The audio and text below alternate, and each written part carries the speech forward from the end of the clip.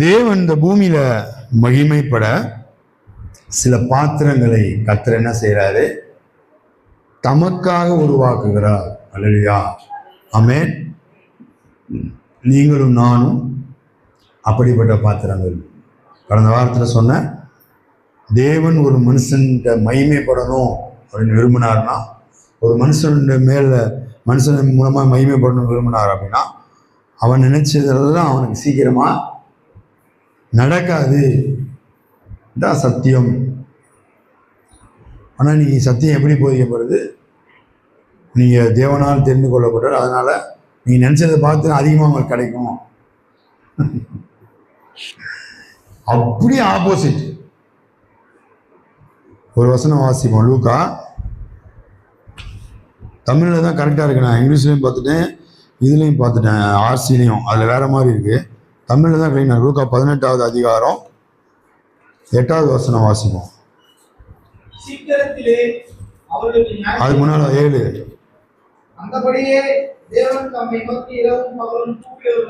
அந்தபடியே தேவன் தம்மை நோக்கி இரவும் பகலும், நல்லா கவனிங்க, அவங்களுடைய ஜெபம் எப்படி இருக்கு?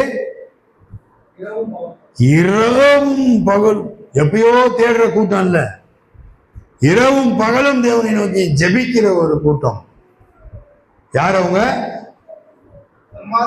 தேவனால் தெரிந்து கொள்ளப்பட்டவர்கள், தேவனால் அழைக்கப்பட்டவர்கள், தேவனுக்காக வாழ்ந்து கொண்டிருக்கிறவர்கள்.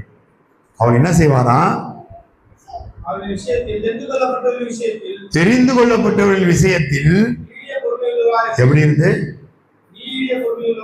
நீடிய பொறுமைனா நாளா, மாசமா, வருஷமா? வருஷங்கள், வருஷம். நீடிய பொறுமை